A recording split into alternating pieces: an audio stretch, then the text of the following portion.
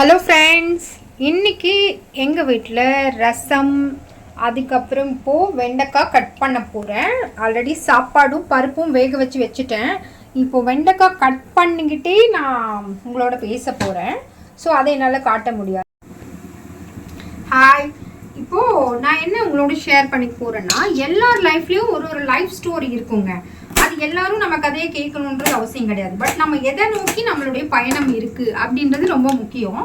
நான் வந்து ஒரு டைலரிங் இன்ஸ்டியூட் வச்சுட்டு சில பல காரணங்களால் என்னால் அதை ரன் பண்ண முடியல. அது ரீசன் என்னன்னு நான் பின்னாடி வர வீடியோக்கெல்லாம் நான் உங்களோட ஷேர் பண்ணிக்கிறேன். பெண்கள் வந்து நம்ம வீட்டுக்கு ஏதாவது சப்போர்ட்டாக இருக்கணும், நம்ம சும்மா இருக்கக்கூடாது அப்படின்னு சொல்லிட்டு ஏதாவது நம்ம ஒரு தொழில் பண்ணுறோம். அந்த நேரத்தில் நம்ம போயிட்டு ஒரு கடை அட்வான்ஸ் எடுத்து நம்ம வைக்கிறோன்னா, அது நம்ம வந்து உடனே கடை கிடச்சிருச்சு, அட்வான்ஸ் கொடுத்துடலாம், நம்ம என்ன தொழில் செய்கிறோமோ அது செய்யலாம் அப்படின்லாம் நம்ம அவ்வளோ எளிமையாக எடுத்துக்க முடியாது. கண்டிப்பாக நம்ம அந்த கடையாக இருந்தாலும் சரி, எப்படி கல்யாணம் பண்ண அக்கம் பக்கத்தில் நம்ம விசாரித்து செய்கிறோம், அதே போல் நம்ம ஒரு தொழில் பண்ணால் கூட கண்டிப்பாக விசாரிக்கணும். அதாவது இந்த தொழில் நான் இங்கே செய்ய போகிறேன், இதற்கான இடம் இதுவா, இந்த ஓனர் எப்படி, இந்த கடை ஓனருக்கும் பக்கத்தில் ஏதாவது ஆல்ரெடி கடை இருந்துச்சுன்னா அந்த கடை ஓனரோட கேரக்டர் எப்படி, நம்மளை ஏதாவது டிஸ்டர்ப் பண்ணுவாங்களா, இந்த மாதிரி. ஹாய், நான் இப்போ காய் கட் பண்ணிகிட்டே பேசிகிட்டு இருக்கேன். அதாவது இப்போது என்னுடைய ஆப்ரேஷன் எப்படி எனக்கு ஆப்ரேஷன் ஆச்சுன்னு பார்க்கலாம். இப்போது நான் என்ன பண்ணிட்டேன், இந்த காப்பர் டீ இருக்குது இல்லைங்களா, இந்த காப்பர் டீன்றது வந்து பெண்களுக்கு தேவையில்லையா அது எனக்கு தெரியாது. பட் நான் என்னோடய ஃபர்ஸ்ட் டெலிவரி அப்போது டாக்டர்ஸ் கிட்ட கேட்டேன், இது எனக்கு தேவையா, என்னுடைய பாப்பாவுக்கு இப்போ 5 இயர்ஸ் ஆகுது. ஸோ நான் கேட்டேன். அதுக்கு வந்துட்டு டாக்டர்ஸு கம்பல்சரிமா இது, அதாவது கவர்மெண்ட் ஹாஸ்பிட்டல் கேஎம்சிஹெச்சில் தான் என்னோடய பாப்பா பிறந்தாங்க. ஸோ அப்போ வந்து டாக்டர்ஸ் எல்லாம் சொல்கிறாங்க, கேமரா ரொம்ப தலை வந்து கொண்டை போட்டிருக்கிறதுனால கொஞ்சம் நல்லா இல்லை. ஸோ ஹேர் விரிச்சு விட்டுட்டு உங்கள்கிட்ட பேசலாம். ஓகே, இப்போ இது கொஞ்சம் பெட்டர்மெண்ட்டாக இருக்குது. கேமரா வேறு. அப்போது எனக்கு திடீர்னு வந்து ஒரு நாள் என்னோடய பர்த்டேக்கு வந்து எங்கள் வீட்டில் பிரியாணி, ஃப்ரைட் ரைஸு, அப்புறம் சிக்கன்லாம் வாங்கிட்டு வராங்க எங்கள் ஹஸ்பண்டு. ஸோ சரி, ஒரு நாள் கடையில் சாப்பிட்லாம், இன்னைக்கு ஃபுல்லாக ரெஸ்ட் எடுத்துக்கலாம் அப்படின்னு சொல்லிட்டு நானும் கடையிலலாம் சாப்பிட்டேன். ஸோ நான் என்ன நினச்சிட்டேன், எனக்கு திடீர்னு ஸ்டொமக் பெயின் வந்தோடனே இது வந்து நமக்கு ஃபுட் பாய்சன் ஆகிட்டு இருக்கும் போல இருக்குது அப்படின்ற மாதிரி நான் நினச்சேன். அதான் கிடையாது. பட் 1 வீக்காக ஒரே ஸ்டொமக் பெயின், டிசென்ட்ரி ஆகுது. எனக்கு ஒன்றுமே புரியல, என்னடா அது திடீர்னு உடம்பு சரியில்லாமல் போயிடுச்சுன்னு சொல்லிட்டு லோக்கல் டாக்டரை போய் பார்க்குறேன். லோக்கல் டாக்டர் பார்த்தோன்னா, உங்களுக்கு கிட்னி போயிடுச்சு, உங்களுக்கு ஸ்கேன் டெஸ்ட் எல்லாம் எடுத்து பார்க்கணும், வாய்ப்புகள் அதிகம் இருக்குது அப்படின்ற மாதிரி சொன்னார். ஆனால் எனக்கு ஒன்றும் புரியல. அந்த டைமில் எனக்கு மந்த்லி ப்ராப்ளம் வேறு இருந்தது. சரி, ஓகே, ஸ்டொமக் பெயின் எதுக்கு வந்துச்சுன்னு தெரியல அப்படின்னு சொல்லிட்டு அவர் கொடுத்த அந்த ஃபஸ்ட் எய்டு டேப்லெட்ஸ் எடுத்துக்கிட்டு நான் வீட்டுக்கு வந்துட்டேன்.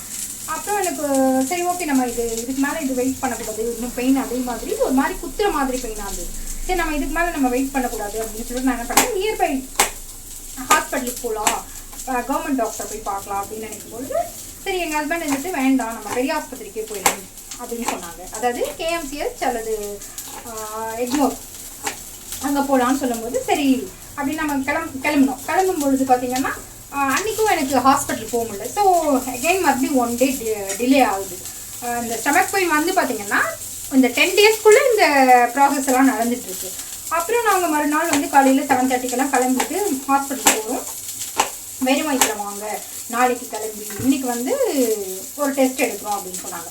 சரி, ஓகே, நாங்கள் மறுநாளும் கிளம்பி போயிட்டு வெறும் வயிற்றோட ஸ்கேன் பண்ணுறோம். உடனே அந்த டாக்டர் என்ன பண்ணாங்க, வேறு உனக்கு வந்து முதல் நாள் ஸ்கேன் பண்ணோம்னு சொன்னேன் இல்லைங்களா, அப்போ வந்து பேசிட்டே இருக்க ரெக்கார்ட் ஆகுது, ஃபர்ஸ்ட் செக் பண்ணிட்டு அப்புறமா பேசு, அதுக்கப்புறமா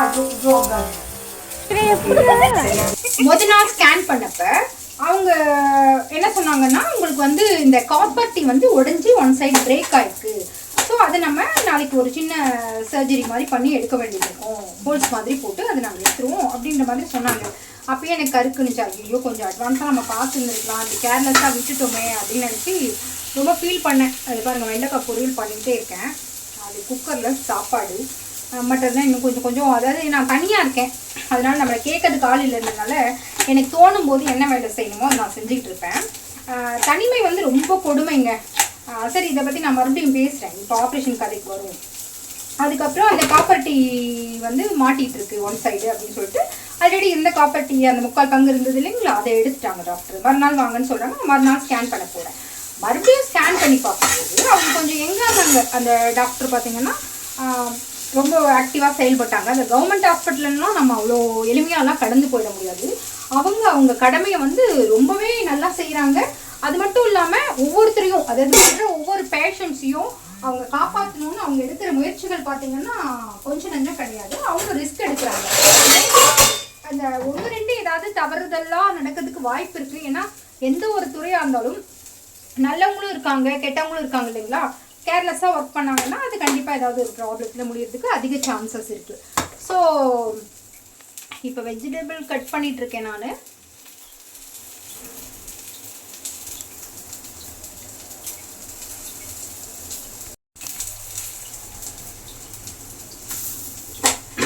அதுக்கப்புறம் உடனே ஸ்கேன் பண்ண டாக்டர் கையோடு, இல்லைம்மா நீங்கள் வீட்டுக்கு போகாதீங்க, உங்களுக்கு வேறு ஏதோ ப்ராப்ளம் இருக்குது, வேறு ஏதோ ஒன்று தெரியுது ஸ்கேனில் அப்படின்னு சொன்னாங்க. அப்படியே எனக்கு கொஞ்சம் தூக்கி வாரி போட்டுச்சு. ஆனால் ஒரே ஒரு பயம் என்ன இருந்ததுன்னா, ஏதாவது கேன்சர்னு சொல்லிடுவாங்களோ அப்படின்ற மாதிரி கொஞ்சம் பயம் இருந்தது.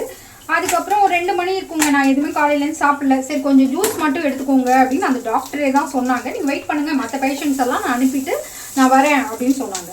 சரின்னு சொல்லிட்டு நானும் அந்த வெளியே வரண்டாவில் என்னால் உட்கார முடியல. சரி நிறைய பேஷண்ட்ஸ் இருந்தாங்க. ஸோ நான் அங்கேயே படுத்துட்டேன். உடனே என்னுடைய ஹஸ்பண்டும் என்ன பண்ணுறதுன்னு தெரியல. என் சிஸ்டர் ஃபோன் பண்ணி கேட்குறாங்க. அப்போ வந்து என் சிஸ்டருக்கும் எனக்கு கொஞ்சம் சின்ன மனஸ்தாபம் இருந்தது. ஸோ அவங்க வரல. என் பாப்பாவை என் சிஸ்டர் வீட்டில் விட்டுட்டு தான் நான் வந்திருந்தேன். அதுக்கப்புறம் பார்த்தீங்கன்னா ஒரு 2-2:30 மணிக்கு அந்த டாக்டர் சொன்ன மாதிரியே, வாமா நீ அந்த பொண்ணு இன்னொரு பொண்ணு வாங்க அப்படின்ற மாதிரி சொல்லிட்டு என்னை அழைச்சிட்டு போகிறாங்க. அதுக்கு முன்னாடி ஒரு சின்ன ஸ்டோரி சொல்கிறேன். நான் இன்னொரு பொண்ணு பக்கத்தில் இருந்தாங்க, அழைச்சிட்டு போகிறாங்க டாக்டர்னு சொன்னேன் இல்லைங்களா. அவங்க கதை கேளுங்க. ஏற்கனவே நான் வந்து ஏதோ ஆப்ரேஷன் பண்ண போகிறாங்கன்னு பயந்துருந்தேன். அந்த பொண்ணு பார்த்தீங்கன்னா ஒரு காலேஜ் ஃபஸ்ட் இயர், காலேஜ் கூட கிடையாது, ஸ்கூல் நினைக்கிறேன். அந்த பொண்ணு 9th ஸ்டாண்டர்ட் படிக்கிறா. அவங்க அம்மா வந்து பக்கத்துலேயே உட்காந்துருந்தாங்க. அவங்க, அம்மா எனக்கு ஆப்ரேஷன் பண்ணி 10 days ஆச்சுமா, இங்கே பாருங்க அப்படின்னு சொல்லிட்டு கிட்னி எடுத்துட்டாங்க அப்படின்னு சொல்லிட்டு அவங்க இடுப்பு காட்டுறாங்க. இதை பாருங்க எவ்வளோ பெருசாக அப்டு வச்சுருக்காங்க. எனக்கு ஏற்கனவே பயமாக இருந்தது. அவங்கள பார்க்க இன்னுமே கொஞ்சம் டெரராக, ஐயோ என்ன இவங்களும் பயமுத்துறாங்க அப்படின்ற மாதிரி. உங்கள் பாப்பாவுக்கு எப்படிங்க இருக்குன்னு கேட்டேன். அவங்க சொன்னது தான் இன்னும் கொஞ்சம் கொடுமையாக இருந்தது. ஹஸ்பண்ட் சப்போர்ட் கிடையாது, நான் என் அம்மா வீட்டில் தான் இருக்கேன்.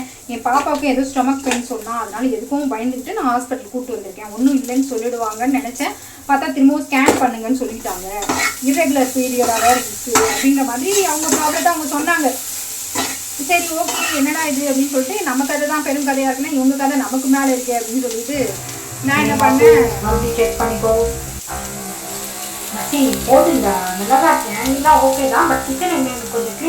சரின்னு சொல்லிட்டு நானும் வெயிட் பண்ணுங்க. டாக்டர் சொன்ன மாதிரி அந்த டைமுக்கு வந்தாங்க. வந்து என்னையும் அந்த பொண்ணையும் வாங்க அப்படின்னு சொல்லிட்டு கூட்டிகிட்டு போனாங்க. கூட்டிகிட்டு போய் மெயின் டாக்டர்கிட்ட கூட்டிகிட்டு போயிட்டு, இவங்களுக்கு இந்த மாதிரி ப்ராப்ளம் இருக்குது, ஸ்கேனில் ஏதோ தெரியுது, பட் அது என்னன்னு தெரியல அப்படின்னு சொன்னோன்னா அந்த டாக்டர் பக்கவா இதுதான் தெரியுது உனக்கு தெரியலையா அப்படின்னு சொல்லி பல இன்ஸ்ட்ரக்ஷன் அவங்களுக்கு கொடுக்குறாங்க. நானும் அதை பார்க்குறோம், நேரம் வெயிட் பண்ணோம். அதுக்கப்புறம் பார்த்தீங்கன்னா இந்த மகப்பேறு செக்ஷன் இருக்குது, அதாவது குழந்தை பிறக்கிறதுக்காக வார்டு செக்ஷன் இருக்குது. அங்கே கூட்டிகிட்டு போனாங்க. கூட்டிகிட்டு போயிட்டு ப்ரெக்னெண்ட்டாக இருக்குங்களா அப்படின்னு கேட்டாங்க. இல்லைங்க மேம் அப்படிங்க. சரி ப்ரெக்னன்சி டெஸ்ட் ஒன்று எடுத்துடலாம்னு சொல்லி டெஸ்ட் எடுக்கிறாங்க. உடனே என் ஹஸ்பண்ட் ப்ரெக்னெண்ட்டாக இருந்தால் பரவாயில்ல எங்கேயும் இருப்பா, ப்ரெக்னென்ட் டெஸ்ட்டு தான் எடுக்கிறாங்க, பட் அது என்ன இருக்குதுன்னு நம்ம பார்க்கலாம் அப்படின்னு அவருக்கு அப்படி ஒரு நப்பாசை. ஏன்னா குழந்தைக்குன்னு இருந்ததுன்னா பரவாயில்ல, இதுக்கு வேறு எந்த பிரச்சனையும் இருக்கக்கூடாது அப்படின்ற மாதிரி எங்கள் ஹஸ்பண்ட் ஒரு தாட்டு. எங்கள் வீட்டில் யாருக்குமே எங்கள் அப்பா எங்கள் அக்கா தான் எனக்கு ரொம்ப உயிர்னு வச்சுக்கோங்க, எங்கள் அம்மா கிடையாது. அது மாதிரி போயிட்டுருக்கு. அப்போ ஆப்ரேஷன் இவங்க சொன்னோன்னே ப்ரெக்னென்சி டெஸ்ட் எடுத்தாங்க, குழந்தைலாம் எதுவும் இல்லை. பட் எதுக்கு ஸ்டமக் பெயினாக இருக்குன்னு சொல்லிட்டு திரும்ப மாற்றி இன்செர்ட் பண்ணுறாங்க, எடுக்கிறாங்க, ஸ்கேன் பண்ணுறாங்க. இன்செர்ட்னா சாதாரண இல்லைங்க, பெண்களாக பிறந்தால் நம்ம வந்து பயங்கர கஷ்டங்களை அனுபவிக்கணும். கிட்டத்தட்ட இந்த காப்பர்ட்டிக்கு அப்புறம் பார்த்தீங்கன்னா எப்படி கன்சீவாக இருக்கும்பொழுது நமக்கு வந்து ஸ்கேன் டியூப் அந்த ஸ்கேனில் ஒரு இது மாதிரி இருக்கும், அது கொஞ்சம் ஸ்மூத்தாக தான் இருக்கும்னு வச்சுக்கோங்க, ஸ்டிக் மாதிரி இருக்கும். அது நம்மளுடைய உடல் உறுப்பில் வந்து உள்ளே விட்டு நம்மளை ஸ்கேன் பண்ணுவாங்க. அதே தான் அது மாதிரி கிட்டத்தட்ட பயங்கரமாக ஒரு 2-3 டைம் பண்ணாங்க. ரொம்ப கடுப்பாக இருந்தது. இருந்தாலும் என்ன பண்ணுறது, நம்ம உடம்பு நம்ம நல்லபடியாக ஆக்கிட்டு திரும்ப ஒரு வாழ்க்கை முறையை நல்லா நார்மலாக ரன் பண்ணணும்னா இதெல்லாம் அக்செப்ட் பண்ணி தானே ஆகணும்னு சொல்லிட்டு நானும் எல்லாத்துக்கும் கோஆப்ரேட் பண்ணேன். இவங்க என்னை செக் பண்ணோன்னா அடுத்த கட்ட நடவடிக்கை என்னன்னா, இந்த பொண்ணு சீரியஸாக இருக்குது, நீங்கள் இமீடியட்டாக இப்போ ஆப்ரேஷன் பண்ணலன்னா இவங்க உயிருக்கே ஆபத்தாயிடும் அப்படின்னு சொல்லிட்டு அந்த ஸ்கேன் அங்கே தான் கண்டுபிடிக்கிறாங்க எனக்கு என்ன இருக்குன்னு சொல்லிட்டு. அதாவது ஓவர்லே நம்மளுடைய சினைப்பை இருக்கு இல்லைங்களா, பெண்களுக்கு லெஃப்ட் ரைட் இருக்கும், அதில் வந்து ரைட் சைடு வந்து இவங்களுக்கு நீக்க வேண்டியது வரும், இல்லைன்னா உயிருக்கே ஆபத்து. அப்படி பேபி அகைன் ஃபார்ம் ஆகிற மாதிரி இருந்தால் ஒன் சைடு மட்டும்தான் ஃபார்ம் ஆகும். ஸோ இதுக்கெல்லாம் உடன்பட்டு நீங்கள் ஆப்ரேஷனுக்கு ஒத்துக்கோங்க அப்படின்னு சொன்னாங்க. உடனே வேறு வழி, நமக்கு அந்த ஸ்டமக் பெயின் குறையணும், எந்த ப்ராப்ளம் இல்லாமல் உயிரோட வெளியே போகணும். எங்கள் ஹஸ்பண்ட் பார்த்து நானே சொல்கிறேம்மா அப்படின்ட்டு அவங்க வெளியே போனாங்க. போயிட்டு எங்கள் ஹஸ்பண்ட் கிட்டே இந்த மாதிரி சொன்னாங்க. எனக்கு உடனே ஒரு மாதிரி அடிச்சு உடனே எங்கள் ஹஸ்பண்ட் எங்கள் அக்கா வீட்டுக்கு ஃபோன் பண்ணி வர சொல்லிட்டாங்க. ஏன்னா அவர் மட்டும்தான் என் கூட இருந்தார். எனக்கு அம்மா இல்லாதனால என் சிஸ்டர் தான் என்னை பார்த்துக்கணும். உடனே அவங்களும் கிளம்பி வராங்க. என் சிஸ்டர் அதுக்குள்ளே எனக்கு பச்சை ட்ரெஸ் எல்லாம் போட்டாங்க. அப்போவே நான் அன்றைக்கி ஸ்கேன் எடுக்க தான் போனேன். அன்றைக்கே எனக்கு ஆப்ரேஷன் அவ்வளோ சடனாக பண்ணுவாங்கல்ல நான் நினச்சி கூட பார்க்கல. ஆனால் தெய்வமான தெய்வமாங்க. அதாவது இன்னும் ஒரு வார்த்தை சொல்லணும்னா, நாங்கள் மிடில் கிளாஸ் ஃபேமிலி தான். ரொம்ப திடீர்னு நம்ம லேக்ஸ் கணக்கில் ஒரு ஆப்ரேஷன் செலவாகுதுன்னா என்ன பண்ண முடியும்? ஒன்றும் பண்ண முடியாது. இந்த மாதிரி வர்றவங்களை அவங்க கடமையாக செய்கிறாங்களா இல்லை எப்படின்னு தெரியலைங்க. தெய்வம் போல் அந்த டாக்டர்ஸ் எல்லாம் காப்பாற்றி விடுறாங்க நிறைய பேரை. அற்புதமான நிகழ்வுகள் அங்கே நடக்குது. அதெல்லாம் கண் கூட நான் பார்த்தேன்.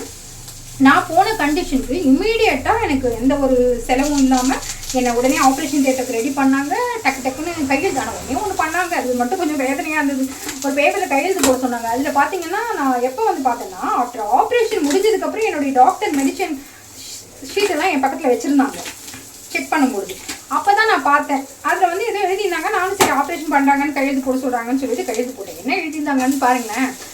என்னென்னா, இந்த பொண்ணு சரி உமன் வச்சுக்கோங்க, இந்த பொண்ணு கொஞ்சம் சாப்பிட்டுருக்காங்க, கொஞ்சம் ஜூஸ் நான் சாப்பிட்டேன்னு சொன்னேன் இல்லைங்களா, சாப்பிட்ருக்காங்க. ஸோ மயக்க ஊசி போடும்பொழுது இவங்களுக்கு அன்கான்ஷியஸ் ஆகிறதுக்கு அதிக வாய்ப்புகள் இருக்குது. ஸோ அதுக்கெல்லாம் உடன்பட்டு தான் நான் ஆப்ரேஷனுக்கு ஒத்துக்கிறேன் அப்படின்னு நான் கையெழுத்து போட்ட மாதிரி அவங்க எழுதி வச்சுருக்காங்க. அது அப்புறமா பார்த்தா, ஆஹா, ஒருவேளை நம்ம உயிருக்கு ஏதாவது ஆபத்தாக இருந்தால் இவங்க தான் ப்ராப்ளத்துக்கு காரணம், நம்மளையே ப்ளேம் பண்ணுறதுக்காக இவங்க முன்னெச்சரிக்கையாக இருக்காங்க அப்படின்னு நான் அப்புறமா தான் புரிஞ்சுக்கிட்டேன். It's okay. நம்ம குறைன்னு பார்த்தா குறைகளே தான் இருந்துகிட்டு இருக்கோம். நமக்கு நடந்த நல்லதை நம்ம மறந்துக்கூடாது இல்லைங்களா. ஏன்னா நான் போன கண்டிஷனுக்கு உண்மையாலுமே ஸ்டமக் பெயினாக ஒரு மாதிரி குத்துற மாதிரி எல்லா பெண்களுக்குமே தெரியும். ஒரு பீரியட் இருக்கும்பொழுது ஒரு மாதிரி சுருக்குன்னு குத்துற மாதிரியே பெயின் இருக்கும். அது மாதிரி தொடர்ச்சியாக இருக்கும்பொழுது நமக்கு கன்வீனியன்ட்டாகவே இருக்காது. நார்மல் லைஃப்பை நம்ம வாழ முடியாது. ஸோ அந்த பொசிஷனாக நானும் போகிறேன். ஆப்ரேஷன் பண்ணிவிட்டு ஆப்ரேஷன் தியேட்டரில் போட்டாங்க. கிட்டத்தட்ட என்னை வந்து 3 hours ஆப்ரேஷன் பண்ணாங்க. ஆப்ரேஷன் தியேட்டரில் நடந்த கொடுமை கேளுங்க, அதுதான் இன்னும் ஹைலைட்டு. அது எப்படின்னு பார்த்தீங்கன்னா, மயக்க ஊசி போட்டாங்க. போட்டுட்டு நம்ம உனக்கு கான்ஷியஸ் தெரியுதா அப்படின்னு சொல்லிட்டு என்ன, இல்லை நல்லா இருக்கேன், கொஞ்ச நேரத்தில் உனக்கு மறந்துருமா, கவலைப்படாதீங்க, அதெல்லாம் நிறைய தைரியம் சொன்னாங்க. கடகடன் நிறைய டாக்டர்ஸ் எல்லாம் வந்தாங்க. ஒரு லேடி டாக்டர், ஜென் டாக்டர் எல்லாருமே வந்தாங்க. வந்துட்டு இப்போ நிமிர்ந்து உட்காருங்க, உங்களுக்கு இங்கே மரத்தூசி போட போகிறோம் அப்படின்னு சொன்னாங்க. போட்டாங்க. போட்டுட்டு மரத்து போச்சுமா உனக்கு, கொஞ்ச நேரத்தில் இடுப்புக்கு கீழே உனக்கு மறத்துருவோம் அப்படின்னாங்க. சரி ஓகே அப்படின்னு சொல்லிட்டு பல்ல கடிச்சிட்டு வலி, ஏகப்பட்ட ஊசி குத்துறாங்க, ஏகப்பட்ட டெஸ்ட் எடுக்கிறாங்க. பொதுவாகவே எனக்கு வந்து ஊசினாலே பயம். இப்போ வந்து உயிர் படைக்கணும்னும் பொழுது எத்தனை வேணால் குத்திக்கோங்கன்னு கையை நீட்டி படுக்க தான் வேண்டியதாக இருந்துச்சு. தவிர எந்த இடத்துலையும் எனக்கு ஊசி வேண்டான்னு அழவோ இல்லை எதுவுமே நம்மளால செய்ய முடியல. உடம்புக்கு ஒரு பிரச்சனைன்னு வந்துச்சுன்னா நம்ம ஒன்றுமே பண்ண முடியாதுங்க. நம்ம எப்படியாவது அந்த இடத்துலேருந்து குழைச்சி வந்தால் போதும் அப்படின்ற மாதிரி தான் இருந்தது. எனக்கு அந்த இடத்துல ஒன்று தான் இருந்தது. ஐயோ, குழந்தைக்கெல்லாம் எதுவுமே செய்யலை. எனக்கு என் அக்கா குழந்தைங்கன்னா ரொம்ப பிடிக்கும். குழந்தைங்களுக்கு எதுவுமே நம்ம செய்யலையே லைஃப்பில், அதுக்காகவாவது நம்மளுக்கு இந்த உயிரை கடவுள் கொடுக்கக்கூடாதா? இந்த சேனலுக்கும் நான் அதுக்கு தான் ஓப்பன் பண்ணியிருக்கேன். ஸோ நான் மேலும் ஏதாவது அச்சீவ் பண்ணணும் அப்படின்ற ஒரு எண்ணம் தான். இந்த சேனல் சக்ஸஸ் பண்ணி என் குழந்தைங்களை நான் காப்பாற்றணும், அக்கா குழந்தைங்களை பார்த்துக்கணும், நம்ம என் குழந்தைய பார்த்துக்கணும், அவங்களுக்கு ஒரு நல்ல லைஃப் ஸ்டைல் நம்ம அமைச்சு கொடுக்கணும் அப்படின்றது தான். யாரையும் டிபெண்ட் பண்ணாமல் நம்மளுடைய வாழ்க்கையை வந்து ரன் பண்ணணும் அப்படின்றது மட்டும்தான். உங்களுக்கு என்னோடய சேனல் பிடிச்சிருந்ததுன்னா கண்டிப்பாக சப்ஸ்கிரைப் பண்ணி வச்சுக்கோங்க. அதுக்கப்புறம் இது மாதிரி ஆகுதுங்க. அவங்க என்ன பண்ணிட்டாங்க, ஆப்ரேஷன் பண்ணும்போது மயக்க ஊசி போட்டாங்க. போட்டுட்டு இடையில வந்து கை கால்லாம் தூக்கி என்ன போடுது. அதாவது பாடி இடுப்புக்கு கீழே தான் மறத்து போச்சு, கை கால்லாம் படபடன்னு தூக்கி போடுது. ஏன்னா எனக்கு கட் பண்ணிட்டாங்க இங்கே கீழே, இடுப்புக்கு கீழே. அப்போ என்னை கேட்குறாங்க, அனுப்பிரியா உங்களுக்கு கான்ஷியஸ் இருக்கா, பெயின் ஏதாவது தெரியுதா அப்படின்றாங்க. அப்போது 2 டாக்டர்ஸ் பேசுறது எனக்கு தெரியுது. மேடம் நீங்கள் வாங்க கிளம்பி அப்படின்னு சொல்லிட்டு என் குடலை மேலே கொண்டு வராங்க, இப்படி எடுக்கிறாங்க, அதெல்லாம் எனக்கு தெரியுது. அம்மா இதை எடுத்துட்டோம் பாரு காப்பர்ட்டி அப்படின்னு என்கிட்ட வந்து காமிச்சாங்க. அதாவது ஒரு டாக்டர். சரி ஓகேங்க அப்படின்னு சொல்லிட்டு நான் சைகை மட்டும் பண்ணேன். அதாவது வலி உனக்கு இருக்காது, ஆனால் ஆப்ரேஷன் நாங்கள் பண்ணுவோம் அப்படின்ற மாதிரி தான் என்கிட்ட சொன்னாங்க. எனக்கு கொஞ்சம் வலி தெரியுது. மேடம் வலிக்குது, வலி தெரியுது அப்படின்னு நான் கத்துனோடனே உடனே இன்னொரு ஏதோ மயக்க ஊசி போட்டாங்க. அதுக்கப்புறம் என்ன நடந்துச்சுன்னு தெரியாது. ஆப்ரேஷன் முடிஞ்சதுக்கப்புறம் தான் என் சிஸ்டர் சொன்னாங்க, ரொம்ப நேரம் பண்ணாங்கம்மா 3 hours. ஆனால் எனக்கு வயிற்று மேலேயே வச்சு கேமராவில் வீடியோ கால்லாம் பண்ணி பேசிகிட்டு இருந்தாங்க வேற ஒரு டாக்டருக்கு. அதுதான் கொஞ்சம் கேர்லெஸ். ப்ரைவேட் டாக்டராக இருந்தால் இமீடியட்டாக அதுக்கான ஆக்ஷன் எடுப்பாங்க. கவர்மெண்ட் டாக்டர்னும் போது இவங்க மெயின் டாக்டர் வர வச்சாங்க. அதாவது என் வயிற்று மேலேயே வீடியோ கால் பண்ணுறாங்க. மேடம் நீங்கள் கொஞ்சம் கிரிட்டிக்கலாக இருக்குது, நீங்கள் வாங்க அப்படின்றாங்க. இருடி நான் ரோட்டை கிராஸ் பண்ணிட்டு இருக்கேன்னு அந்த டாக்டர் சொல்கிறாங்க. அவங்க வராங்க. இதெல்லாம் என் காதில் விழுகுது. இதுக்கப்புறமா தான் எனக்கு பெயின் ஓவராக இருந்ததுனால மேடம் பெயினாக இருக்குது அப்படின்னு நான் கான்சியஸ் ஒரு ஆஃப் மனநிலையில் நான் சொல்கிறேன் மயக்கத்தில். அப்போ திரும்பவும் வந்து இன்னொரு ஊசி போடுறாங்க. சரி ஓகே அப்படின்னுங்க. இவ்வளோ தாங்க முடிஞ்சுதுங்க. ஆப்ரேஷன் முடிச்சு நான் வந்துட்டேன். வந்து ஒரு இடம் இல்லாதனால ஐசியூ வார்டுங்களாம் அதுதான் பார்த்தீங்கன்னா எல்லாம் எமர்ஜென்சி கேஸ் ஆப்ரேஷன் பண்ணி அங்கே தான் வந்து போடுறாங்க. அதாவது டெலிவரி ஆனவங்களும் அங்கே தான் இருக்காங்க, வேறு வேறு கட்டி இருக்கிறவங்களும் அங்கே தான் வராங்க. நான் வந்து ஸ்கேன் பண்ணி மத்தியானம் எனக்கு ஆப்ரேஷன் பண்ணுறாங்கன்னு சொன்னப்பவே இன்னொரு பாப்பாவும் அங்கே வந்து நின்று ஸ்கேனுக்கு நின்றுட்டு இருக்கா. அதுதான் ரொம்ப கஷ்டமாக இருந்தது மனசுக்கு. ஏன்னா அவள் ஸ்கூல் பொண்ணு, ஸ்கூல் யூனிஃபார்ம்லேயே வந்திருந்தாங்க. கூடவே ஒரு இன்ஸ்பெக்டர் இல்லை ஒரு போலீஸ் ட்ரெஸ்ஸில் இருந்தாங்க, கான்ஸ்டபிளான்னு எனக்கு தெரியல. அவங்களும் வந்திருந்தாங்க. ஸோ எனக்கு அது ரொம்ப கஷ்டமாக இருந்தது. அந்த பொண்ணுக்கு ஏதோ வேற ஒரு பாலியல் வன்முறை சார்ந்த ஒரு விஷயத்துக்காக அந்த பாப்பா அங்கே வந்திருந்தாங்கன்னு மட்டும் தெரிஞ்சது. பட் ரொம்பவே கஷ்டமாக இருந்தது. பெண் பிள்ளைகளாக பிறந்தால் எந்த மாதிரி விஷயங்கள்லாம் நடக்குது, எவ்வளோ லைஃப்பில் நம்ம கேர்ஃபுல்லாக இருக்கணும் அப்படின்றது அந்த பாப்பாவை பார்க்கும்பொழுது எனக்கு ரொம்பவே கஷ்டமாக இருந்தது. பட் என்னால் அப்போது ஏன்னா நான் தான் சொல்லியிருக்கேன் இல்லைங்களா, சோஷியல் இன்வால்மெண்ட்டாக நான் ஒரு சேனல் வச்சுருக்கேன். பட் இதே நார்மலாக நானே உடம்பு சரியில்லாமல் இருக்கேன். இல்லைனா அந்த பாப்பாவுக்கு என்ன ஆச்சுன்னு நான் கேட்டிருந்துருப்பேன். அப்போ கூட கேட்கலாமான்னு நினச்சேன். எனக்கே ரொம்ப பெயினாக இருந்தது, முடியல என்னால். சரி ஓகே நான் அதை கடந்து கஷ்டப்பட்டு வந்தேன். என்ன ஆயிருக்குமோ அந்த குழந்தைக்கு அப்படின்னு. அந்த பொண்ணு வந்து என்னம்மா உனக்கு எத்தனை டைம் இந்த மாதிரி நடந்துச்சுன்னு கேட்கும்போது 3 டைம்ஸ்ன்னு சொன்னான். எனக்கு அப்படியே இதையுமே நொறுங்கி போகிற மாதிரி ஆயிடுச்சு. ஆஹா இது மாதிரிலாம் நடக்குது, இதெல்லாம் யார் தட்டி கேட்குறது அப்படின்ற மாதிரி மன உணர்வு இருந்துச்சு. சரி ஓகே இப்போ மறுபடியும் என்னுடைய ஆப்ரேஷன் ஏன்னா இவ்வளவும் நான் கடந்து வரேன் அந்த இடத்துல. அதுக்கப்புறம் ஆப்ரேஷன் முடிஞ்சோடனே எல்லாரையும் கொண்டாந்து அங்கே போடுறாங்க. போட்டதுக்கப்புறம் பார்த்தீங்கன்னா என்னை வந்து பச்சை தண்ணி கூட குடிக்கக்கூடாதுன்னு சொல்லிட்டாங்க. அப்புறம் எனக்கு கொஞ்சம் நினைவு வருது. வரும்போது என் நினைவு வராதுக்கு முன்னாடி என் ஹஸ்பண்டு என் அக்கா ஹஸ்பண்ட் எல்லாம் வந்து பார்த்துட்டு போயிருக்காங்க. அதுக்கப்புறம் எனக்கு என் சிஸ்டர் தான் என்னை பார்த்துக்கிட்டாங்க முழுமையாக. என்னால் நகர முடியல, எல்லாமே என் அக்கா தான் பார்த்துக்க வேண்டியது. அதாவது திரும்பறதுக்கு யூரின் போகிற இடத்துல யூரின் பை வச்சுருந்தாங்க. அங்கே ஒரு நீடில் மாதிரி போட்டு யூரின் வெளியே போகிற மாதிரி வச்சுருந்தாங்க. அதுக்கப்புறம் பார்த்தீங்கன்னா இந்த சர்ஜரி வந்து அடி வயிற்றில் பண்ணியிருக்காங்க. அங்கேருந்து ஒரு டியூப்பில் வந்து அந்த கழிவெல்லாம் போகிறதுக்காக ஒரு ஹோல்ஸ் வேறு போட்டு வச்சுருந்தாங்க. ஸோ நான் வந்து டிபெண்ட்டாக இருக்கணும் யாரையாவது. நான் வந்து தனியாக நான் எதுவுமே பண்ணிக்க முடியாத மாதிரி தான் இருந்தது. நான் எழுந்தினதுக்கப்புறம் கொஞ்சம் தெளிவாயிட்டு கொஞ்சம் அக்கா தண்ணின்னு கேட்டால் டாக்டர் சொன்னாங்க தண்ணி கூட குடிக்கூடாது, வராங்க பெயினுக்கு ஊசி போடுறாங்க, இந்த மாதிரி மெடிசனாக போயிட்டு இருக்கு. தவிர எல்லாரும் ஜூஸ் பக்கத்தில் எனக்கு அப்புறம் சர்ஜரி பண்ணி கொண்டாந்து போடுறாங்க. அவங்கெல்லாம் உடனே எழுந்து போயிடுறாங்க. அதாவது 5 ஹவர்ஸில் அவங்களுக்கு தண்ணி கொடுத்துட்றாங்க. கொடுத்துட்டு அவங்க எழுந்து போயிடுறாங்க. நான் மட்டும்தான் அங்கே 5 டேஸாக இருக்கேன். பச்சை தண்ணி கூட கொடுக்கூடாது. எங்கள் அக்கா கிட்ட சொல்லி அக்கா இதுக்கு மேலே நான் தண்ணி குடிக்காமல் இருந்தால் சாரி கொஞ்சம் பேசிக்கிட்டே கொஞ்சம் பீச்சு விட்டேன். அதுதான் வேலை செய்யும்போது பேசக்கூடாது. இப்போ உங்ககிட்ட பேசிக்கிட்டே இந்த வீடியோ எடுக்கும்போது யாரோ 10 பேர் நிறைய பேர் நம்ம கூட இருக்காங்க அப்படின்ற மாதிரி ஒரு ஃபீல் ஆகுது. அதுக்கப்புறம் பார்த்தீங்கன்னா எனக்கு பச்சை தண்ணி கூட கிடைக்கலைங்க. அப்படியே ரொம்ப கஷ்டமாக இருந்தது. என்னடா பண்ணுறது, இந்த வாழ்க்கை என்னடா இப்படி இருக்குது அப்படின்ட்டு. ஆனால் ஒன்று மட்டும் சரி ஓகே பொழைச்சி எப்படியாவது வெளியே போயிடணும், அவங்க சொல்கிறதெல்லாம் கேட்போம்னு சொல்லிட்டு தண்ணி குடிக்காமல் இருந்தால் நான் அப்பவே எங்கள் அக்கா என்ன பண்ணாங்க கொஞ்சம் கொஞ்சமாக நாக்கு மட்டும் நினச்சி விட்டாங்க. அப்புறம் டாக்டர் ஏமா தண்ணி கொடுத்து அவங்களுக்கு தண்ணியை கொடுக்கூடாது பெரிய டாக்டர் கேட்காம டிஸ்சார்ஜ் ஆகிட்டு எனக்கு அப்புறம் நிறைய பேஷண்ட் போயிட்டாங்க. ஆனால் நான் மட்டும் 5 டேஸ் ஆகியும் நான் அனுப்பலை. லாஸ்ட்லேயே எனக்கு ரொம்ப வெக்ஸ் ஆகிடுச்சு. என் அக்கா இனிமேல் நான் தண்ணி குடிக்கலன்னா நான் செத்தே போயிடுவேன் போல இருக்குது அப்படின்னு நான் சொல்லும்போது இல்லைம்மா உங்களுக்கு டெங்கு இருக்குது, அதனால உங்களுக்கு உடனே அனுப்பிச்சு விட முடியாது, ஃபீவர் குறைஞ்சாதான் அனுப்பிச்சு விட முடியும்னு பெரிய டாக்டர் சொல்லிட்டாங்க. நிறைய தண்ணி குடிங்க அப்படின்னு சொல்லிட்டு இந்த 5 டேஸ்லேயே நடக்குது இன்ஃபெக்ஷன். இதெல்லாம் ஒரு 2ஆவது கழிச்சு தான் சொன்னாங்க டெங்குன்னு சொல்லிட்டு 5 டேஸில் நடந்தது சொன்னேன். அதுக்கப்புறம் ஒரு வழியாக நாங்கள் 5 டேஸ் ஆச்சுங்க. கொஞ்சம் தண்ணி கொஞ்சமாக கொடுங்கன்னு சொன்னாங்க. மிட் நைட்டில் செம்ம பெயினாக இருக்கும். டாக்டர்ஸ் தான் அதாவது மேல் டாக்டர் தான் பார்த்தாங்க. எனக்கு மோஷன் போகிற இடத்துலலாம் டேப்லெட் வச்சாங்க பெயின் ரொம்ப அதிகமாக இருக்குன்னு சொன்னப்போ. அதுக்கப்புறம் நம்ம பெயின் அதிகமாக இருக்குன்னு சொன்னாலும் ட்ரீட்மெண்ட் பண்ண மாட்டோம்னு சொல்லிட்டாங்க. ஏன்னா அவ்வளோதாம்மா இதுக்கு மேலே போட்டால் உங்கள் உடம்பு தாங்காது அப்படின்னு சொல்லிட்டு 2 டேப்லெட்ஸ் அந்த டைமுக்கு எங்கள் ஹஸ்பண்ட் ஃபோன் பண்ணி 12:30 நைட் வாங்கிட்டு வர சொன்னாங்க. அந்த டைம் நாங்கள் இருக்கிறது வந்து கொஞ்சம் லாங்கு, அதாவது எக்மோர்லேருந்து கிட்டத்தட்ட 15 கிலோமீட்டர்ஸில் எங்கள் வீடு இருக்குதுன்னு வச்சுக்கோங்க. அது அப்புறம் நான் பிறகு வேறு சேனலில் சொல்கிறேன்.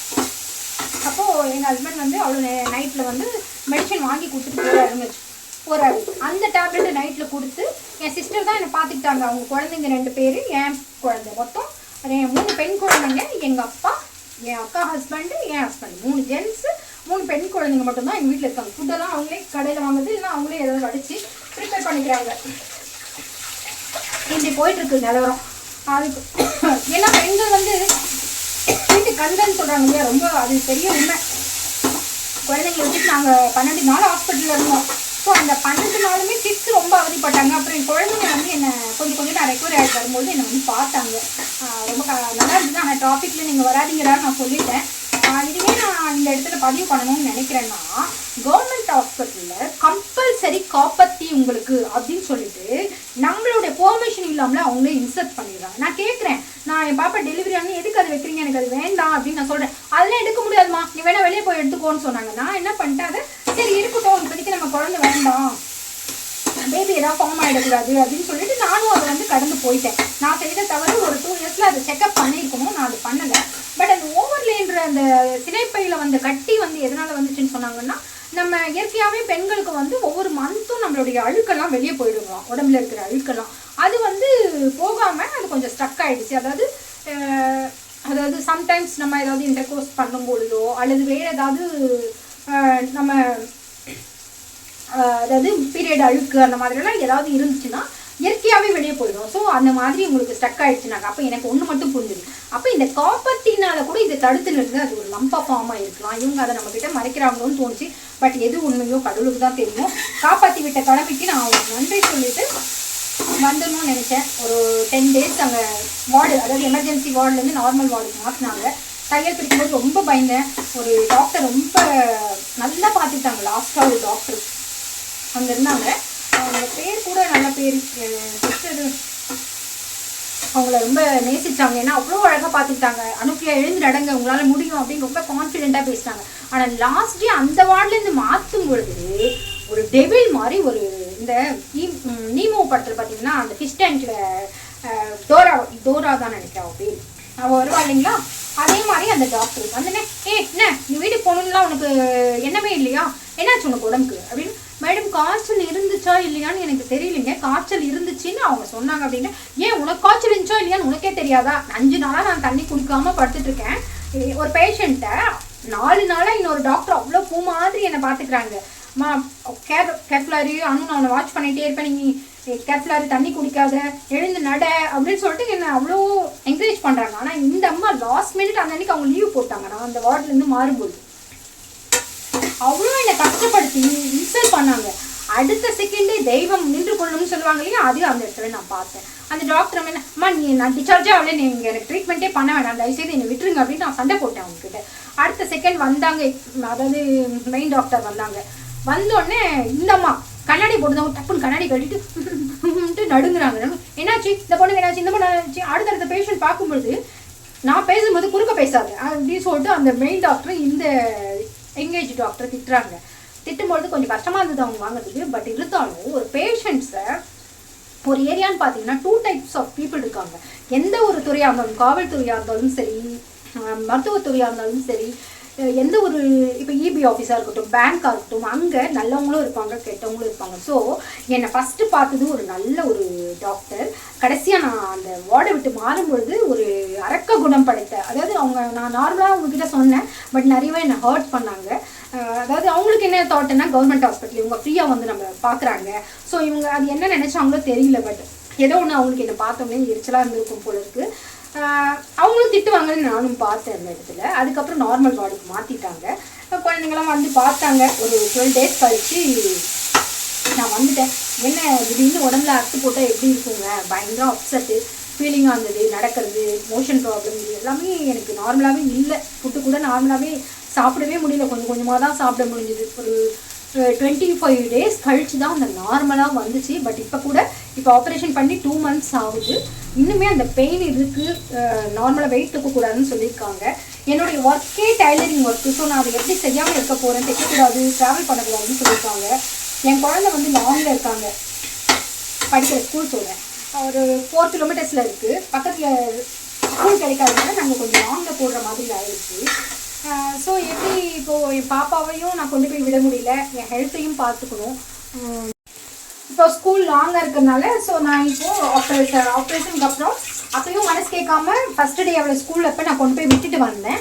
இப்போ பேசிக்கிட்டே வெண்டைக்காய் பொரியல் செஞ்சுட்டேன். கொஞ்சம் தீஞ்சிருக்கு, பட்டு வந்து சாப்பிடுவார் எங்கள் ஹஸ்பண்ட். எங்கள் அப்பா நான் என்ன சமைச்சாலும் சாப்பிட்ருவாரு. எங்கள் ஹஸ்பண்ட் கொஞ்சம் அது இது சொல்லுவார், பட் நல்ல டைப் தான். பார்ப்போம், இந்த வெண்டைக்காய் பொரியல் சாப்பிட்டுட்டு உப்பு எப்படி இருக்குன்னு தெரியல. லைட்டாக டெஸ்ட் பண்ணி பார்க்கலாம்.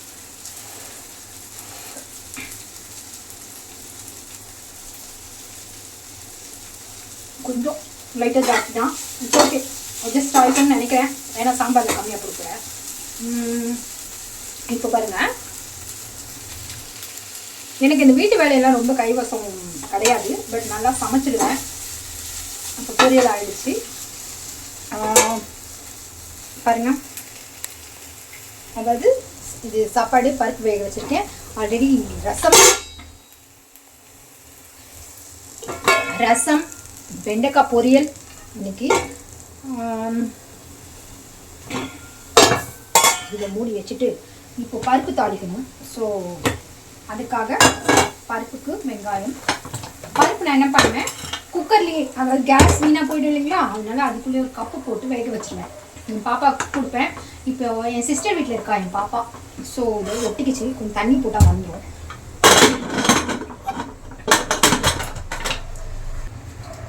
டிஸ்சார்ஜ் பண்ணி வீட்டுக்கு வந்தேன். அது பாருங்கள் எப்படி சாப்பாடு ஒட்டிக்கிச்சுன்னு சொல்லிட்டு. இதெல்லாம் வேஸ்ட்டாக தான் போகுது. இதெல்லாம் என்ன பண்ணுறது, அவசரத்துக்கு அது எடுத்து வச்சாலும் சாப்பாடு காலையில் எங்கள் அப்பா இருந்தால் சாப்பாடு எல்லாத்துக்கும் சரியாக போயிடும். நானும் என் ஹஸ்பண்ட் தான் இப்போ இருக்கோம், குழந்தைங்களும் அங்கே இருக்காங்க. ஸோ இப்போது ஆனியன் கட் பண்ணிவிட்டு நான் சாம்பார் தாளித்து விட போகிறேன். நான் வந்து விளாக் போடுறதுக்கு எனக்கு சுத்தமாக பிடிக்காது. இங்கே பாருங்கள், ஆனியன் கட் பண்ண போகிறேன். எல்லாமே கொஞ்சம் ஒரு இதுதான், எனக்கு விளாக் போட பிடிக்காது. இருந்தாலும் ஏன் விளாக் போடுறேன்னு நீங்கள் கேட்கலாம். ஏன் விளாக் சேனல் ஆரம்பித்தேன்னு பார்த்தீங்கன்னா, ஓகே, நம்ம வாழ்க்கையில் நிறைய விஷயங்கள் நம்ம கடந்து போகிறோம். இது எல்லாத்தையும் எல்லா நேரத்துலையும் நம்ம எல்லாருக்கிட்டையும் சொல்ல முடியாது. குறிப்பாக ஃப்ரெண்ட்ஸ் சர்க்கிள் இல்லாதவங்களுக்கு ரொம்பவே கஷ்டம்.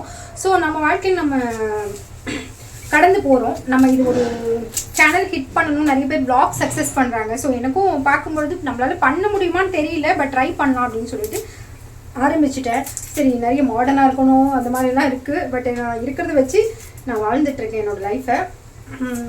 எப்படி போகுதுன்னு பார்க்கலாம். நான் டெய்லியும் என்னெல்லாம் பண்ணுறேன், அதாவது குடும்ப நன்மைக்குன்றதை தாண்டி நம்ம பெண்களும் நம்ம ஏதாவது ஒரு முயற்சி பண்ணி ஆகணும் இல்லைங்களா. சென்னை சிட்டியில் வந்து வாழ்க்கை வாழ்கிறது, ரெண்டு ஹஸ்பண்ட் அண்ட் ஒய்ஃப் இன்கம் இல்லாமல் வாழ்கிறது ரொம்ப கஷ்டம். ஸோ இப்போ என்னோடய சுச்சுவேஷன் என்னென்னு பார்த்தீங்கன்னா, ஆஃப்டர் ஆப்ரேஷன் என்னோடய டெய்லரிங் ஷாப் வந்து நான் ஏன் எடுத்தேன், எப்போ திரும்ப வைக்க போகிறேன், இதெல்லாம் நான் உங்களோட ஷேர் பண்ணிக்கிறேன். அதுக்கு முன்னாடி இந்த ஆப்ரேஷனுக்கு அப்புறம் எனக்கு எவ்வளோ சேஞ்சஸ் ஆகிடுச்சு, நான் எப்படி திரும்பவும் லைஃப்பில் வந்து நார்மலாக வரப்போகிறேன் அப்படின்றதெல்லாம் நான் உங்களோட ஷேர் பண்ணிக்கிறேன். கண்டிப்பாக நீங்களும் இந்த காப்பர்த்திங்கெல்லாம் வச்சுட்டு அப்படியே விட்டுறாதீங்க, தயவுசெய்து இந்த மாதிரியே பாதிக்கப்படாதீங்க. அதுக்காக தான் இந்த வீடியோ பதிவு நான் ரொம்ப முக்கியமாக போட்டேன். ப்ளாக் ஸ்டார்ட் பண்ணீங்கன்னா நம்மளோட மெயின் சேனல் ஒரு கண்டென்ட் ஓரியன்டாக, அதாவது ஒரு தொழில் ரீதியாக ஒரு சேனல் வச்சுருக்கோன்னா அதில் போய் நம்ம பர்சனலாக சொன்னால் சரி வராது அப்படின்னு சொல்லிட்டு தான் நான் இந்த விளாகே வச்சுருக்கேன். விளாக் மீன்ஸ் நம்ம குடும்ப விஷயங்கள், குடும்பம்னா பர்சனலாக நம்ம ஷேர் பண்ணணும்னு அவசியம் கிடையாது. பட் நம்ம அனுபவிக்கிற சில ப்ராப்ளம்ஸை பர்சனலாக பேசுறதுக்கான ஒரு தளமாக இதை பயன்படுத்திக்கலாம் அப்படின்னு சொல்லிட்டு லைஃப் ஜேர்னி நான் இந்த சேனலை அனுராட் லைஃப் ஜேர்னின்னு இந்த சேனலை ஸ்டார்ட் பண்ணியிருக்கேன். ஸோ இந்த பயணம் வந்து கண்டிப்பாக வெற்றி அடையணும். என்னோடய லைஃப்பில் நான் இந்த மாதிரி ஸ்ட்ரகிள்ஸ் எல்லாம் ஃபேஸ் பண்ணுறேன். அதாவது குழந்தைங்க வெற்றிக்காகவும் என் குழந்தைங்க நல்லதுக்காகவும் நான் என்னெல்லாம் ஃபாலோ பண்ணுறேன் அப்படின்னு சொல்லிட்டு நிச்சயமாக உங்களோட ஷேர் பண்ணிக்கிறேன். ஆக்சுவலாக நேற்று நான் ஒரு வீடியோ பதிவு போட்டிருந்தேன். அதில் என்னென்னு பார்த்தீங்கன்னா, நம்ம ஒரு விஷயம் பண்ணலான்னு நம்ம நினைக்கிறோம், அட் த சேம் டைம் வந்து நமக்கு அதுக்கு டைம் ஒதுக்கவோ அல்லது நம்ம நினைக்கிறது ஒன்று, அதாவது மேன் ப்ரிவென்ஷன் காட், அது ஞாபகம் இல்லை, நான் சின்ன வயசில் 10th படிச்சிருக்கேன். ஸோ அந்த மாதிரி நாம் ஒன்று நினைப்போம், தெய்வம் ஒன்று நினைப்போம் அப்படின்னு சொல்லுவாங்க. அது மாதிரி நான் நேற்று எனக்கு வந்து இந்த மாஸ்க் ஒன்று ஆர்டர் வந்திருந்தது. நான் வந்து கிராஃப்ட் ஒர்க்கெல்லாம் செய்வேன். ஸோ அந்த ஆர்டர் நான் செய்யலாம் அப்படின்னு சொல்லிட்டு நேற்று வீடியோ பதிவு போட்டேங்க. நேற்று எங்கள் அப்பா கூடன்னு சொன்னேன். ஸோ எங்கேயும் நாங்கள் வந்து ஹாஸ்பிட்டலுக்கு அப்பாவை லோக்கலில் கூட்டிகிட்டு போனோம். ஸோ இது ஏதோ ஆன்ஜியோ பண்ணதுனால அவருக்கு ஏற்கனவே நீங்கள் வந்து அவருக்கு இசிஜி எடுக்க வேண்டியது இருக்குன்னு சொன்னாங்க. சரி, நம்ம எதுக்கும் ஆன்ஜியோ பண்ண இடத்துக்கு கூட்டிகிட்டு போயிடலாம் அப்படின்னு சொல்லிட்டு நாங்கள் என்ன பண்ணோம், நேராக கேஎம்சிஎஸ் போயிட்டு பண்ணப்போ ஒரு நார்மலாக தான் இருக்காரு. இப்போ ஃபீவர் உங்களுக்கு அதிகமாக இருக்குது அப்படின்னு சொல்லிட்டு 5 days மெடிசன் ஃபாலோ பண்ணணும்னு எடுத்து கொடுத்தாங்க. ஸோ ஸோ அப்படிதாங்க லைஃப் ஸ்டைல் போயிட்டுருக்கு. பெண்களுக்கு வந்து வாழ்க்கை வந்து ரொம்பவே பரபரப்பாக இருக்கும். கேட்பாங்க எல்லாரும், என்ன உங்களுக்கு வீட்டில் தானே இருக்கீங்க, என்ன ஒர்க் இருக்க முடியும் அப்படிம்பாங்க. ஆனால் நம்மளுக்கு இருக்கிற ஒர்க் இருக்கு அவ்வளோ தலைவலி. இப்போ கூடங்க நான் யார்கிட்டையும் ஃபோன் பேசாமல் இந்த vlog பண்ணணும்னு என்னோட ஸ்டோரியை நான் உங்ககிட்ட சொல்லிட்டு இருக்கேன். வேலை செஞ்சாச்சு, கூடவே இந்த பாத்திரம்லாம் கழுவும். பட் பாத்திரம் கழுவுற சவுண்டு கேட்டுச்சுன்னா உங்களுக்கு நான் இந்த ஸ்டோரி சொல்ல முடியாது. ஸோ நீங்கள் யாராவது இந்த காப்பர் டீ பயன்படுத்தியிருந்தீங்கன்னா தயவு செய்து போய் ரிமூவ் பண்ணிக்கோங்க. பட் இதனுடைய நன்மை கெட்ட தீமைகள் எனக்கு தெரியாது. பட் இந்த காப்பர் டீ உள்ளே இருக்கும்பொழுது எனக்கு ஸ்ட்ரெஸ் அதிகமாக இருந்துச்சு, ஒரே டென்ஷனாக இருக்கும், யாராவது பேசினா கோபம் வரும், இந்த மாதிரி நிறைய ஃபீலிங்ஸை நான் ஃபேஸ் பண்ணேன். ஸோ அந்த மாதிரியெல்லாம் உங்களுக்கு ஏற்படக்கூடாதுன்னா நீங்கள் தயவுசெய்து இந்த காப்பர் டீ எல்லாம் வச்சுக்காதீங்க. இயற்கையாக வேறு ஏதாவது ட்ரை பண்ணுங்கள். ஃபேமிலியில் இருக்கவங்க, ஸோ ஹவுஸ் ஒய்ஃப்க்கு இது புரியும், நியூ கப்பிள்ஸ்க்கும் இது புரியும். கண்டிப்பாக நான் இன்றைக்கி வேறு ஒரு வீடியோ பதிவில் நான் என்னுடைய ஒர்க்கை என்ன பண்ணேன், இன்றைக்கி நாள் எனக்கு எப்படி போச்சு அப்படின்னு நான் கண்டிப்பாக உங்களோட ஷேர் பண்ணிக்கிறேன். நன்றி, வணக்கம். இந்த வீடியோ இதோட முடியுது. நான் சாம்பார் தாளிச்சிட்டேன். அடுத்தது பருப்பு எடுத்து தக்காளி கட் பண்ணி போட்டுட்டு பருப்பு போட போகிறேன். ஸோ இதுக்கப்புறம் வேறு vlog எடுத்துட்டு நான் அதையும் ஷேர் பண்ணுறேன். Thank you very much. இதுக்கப்புறம் வேறு வீடியோ நான் எடுப்பேன். ஏன்னா இன்றைக்கி நாள் எனக்கு எப்படி போச்சு நான் என்னுடைய சேனலுக்காக, அதாவது நான் சொன்னேன் இல்லைங்களா, அந்த சேனலுக்காக நான் என்னெல்லாம் என்னுடைய இதை எடுத்த எஃபோர்ட் நான் போட்டேன் அப்படின்றத நான் உங்களோட ஷேர் பண்ணிப்பேன். அதுவரை உங்களுடைய விடைபெறுவது உங்களுடைய அனுரா. பாய்.